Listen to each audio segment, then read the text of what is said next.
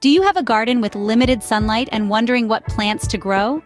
Today, we're diving into the world of shady gardening, exploring common challenges and offering solutions. Let's delve into the lush world of shade-loving plants together. Navigate the world of shade-loving plants with us. First, grasp the concept of shade in the gardening world. Shade varies, light, partial, full, each affecting plant growth differently. Knowing your garden's shade type helps you choose plants apt for those conditions. Identifying your garden's shade type is the first step to successful shade gardening. Now, let's dive into the top plants that thrive in shady gardens.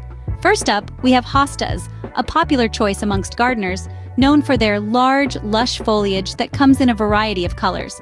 Next, we have the resilient ferns. These prehistoric plants love damp, shady spots and offer a fantastic texture contrast.